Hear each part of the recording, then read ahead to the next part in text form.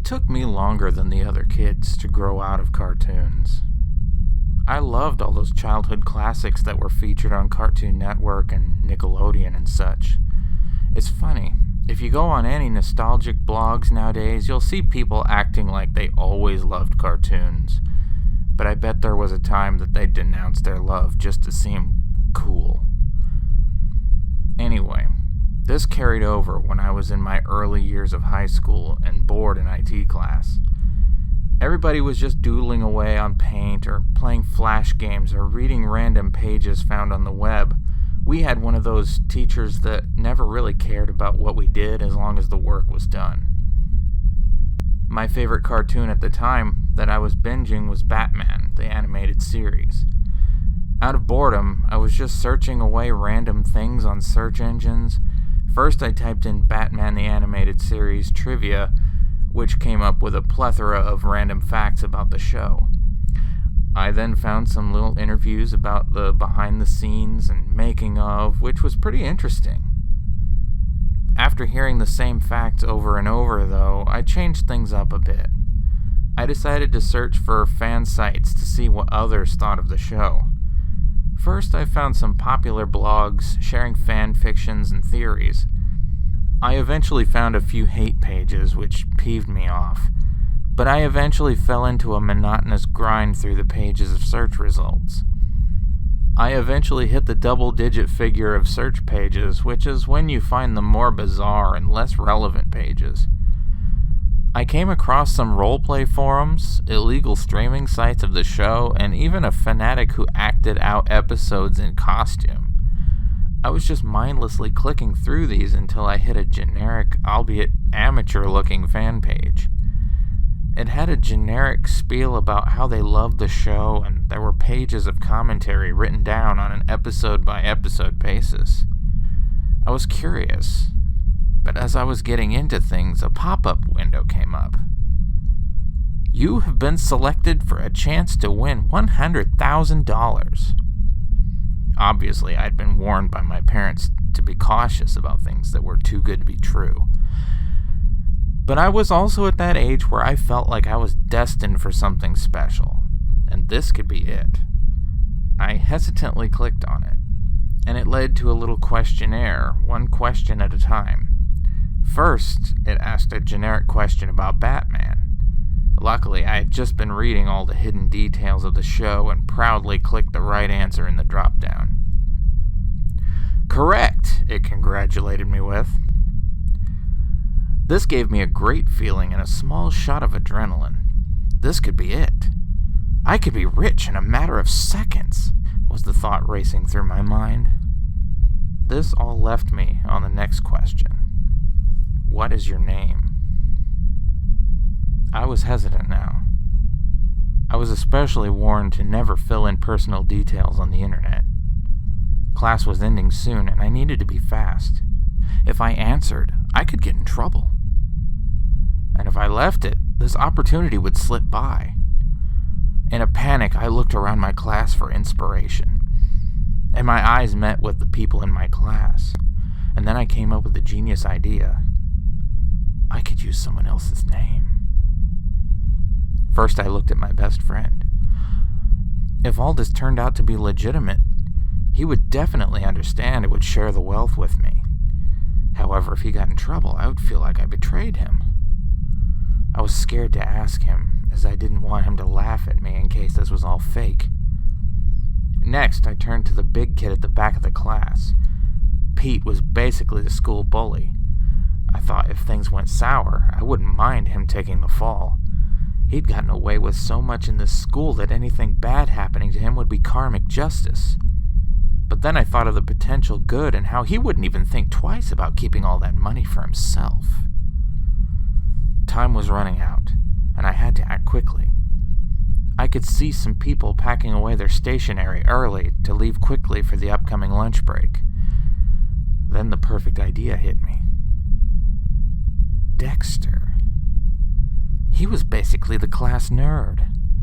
This name didn't help him, leaving him the most cliché nickname, Poindexter.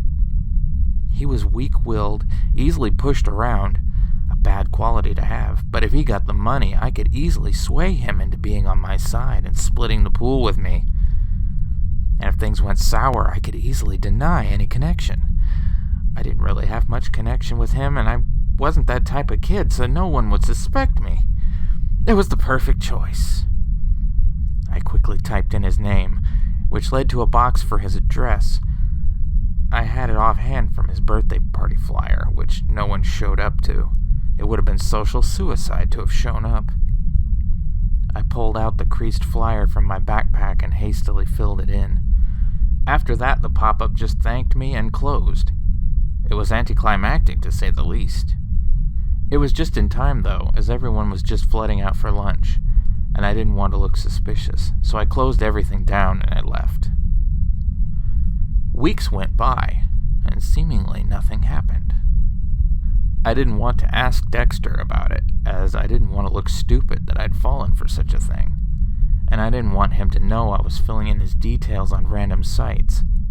He certainly never acted different in that time, so I figured he hadn't received the money. It was slowly hitting me that I may have been duped. I was watching him at lunch to see if he brought anything with him that may show that he secretly received a lump of money, but he just pulled out some simple sandwiches and a chocolate bar. One thing I did notice, though, was that he was acting kind of skittish. He would occasionally pop up his head from eating, look around with wide eyes, and strafe back down to eat some more. I figured he was just looking out for kids who were looking to grief him. He was really a big target for many bullies. A week or two later, things started getting more noticeable, but not in a good way. His grades started slipping. Now, he was known as Poindexter for a reason. He was so smart, he usually knew things that teachers didn't, but now he was noticeably lacking behind. His behavior was becoming more erratic, too. He would sometimes lash out at other kids if they walked too close to him or caught him off guard. He would start screaming, seemingly at random. This started to distress the other kids, me included, and Dexter had to be sent out every so often to calm him down. I started to feel like this was my fault. I put together that this all started after I filled in his details on that pop-up. I nonchalantly brought it up to my mom, the behavior, not the pop-up, and she gave me an interesting explanation. As lightly as possible, she told me that he's a little special. She explained that he may act odd from time to time because he had mild autism. I later learned that he was diagnosed on the cusp of the spectrum where he could be in school with the regular kids, which is an offer his parents took up. This explanation was easy to stomach, and as bad as it sounds, I rejoiced inside knowing it wasn't my fault. Time went by, and things were getting worse. He would show up to school exhausted and pale, dark circles around his eyes. I no longer felt bad about the pop-up, though. I more felt sorry for his parents. I couldn't imagine what this must be like for them, but I just accepted this as how things were. Eventually, his behavior got so out of hand that he had to be taken out of class regularly. Usually, he didn't make it past 10 minutes in class before needing to be sent out. It didn't matter anyway. All he'd do was stare out the window with his crazy wide eyes until he would start screaming and panicking anyway. It was too disruptive to be sorted out every time it happened. It wasn't long until he stopped showing up completely. I asked my parents about it, and they were oddly quiet. I asked the other kids, but they said they had a similar response from their parents. We were simply constantly told not to worry. A week later, and more inquiries, all the parents, seemingly at the same time, all started telling us that they simply moved Dexter to a special needs school, which could accommodate his condition. Some of the older kids didn't believe their parents, but it was spread enough that it was eventually settled as truth. Now, the reason I'm telling you all this is because of what I found out recently. I found out what really happened. He didn't move. He was kidnapped. On his bed was a note left in scratched, barely legible writing saying, "Dexter is a greedy boy. Dexter is a greedy boy. Dexter is a greedy boy," over and over again. After he went missing, a silent search operation was conducted around the town to see if they could find him. While searching the industrial estate to see if he was hiding away in an abandoned warehouse, they found his body. His body was stuffed with coins and dollar bills recently stolen from a bank. There was also evidence of the worst things imaginable having been done to him. But you don't need me to describe them to you. It was decided to be kept from the kids to stop fear-mongering and trauma. Plus, telling the kids wouldn't have made us more safer anyway. This wasn't a random kidnapping. There was plenty of evidence that it was premeditated, planned, and was a one-off. However, no evidence could be found of a motive. Except for what I know. I think I might have gotten one of my classmates killed.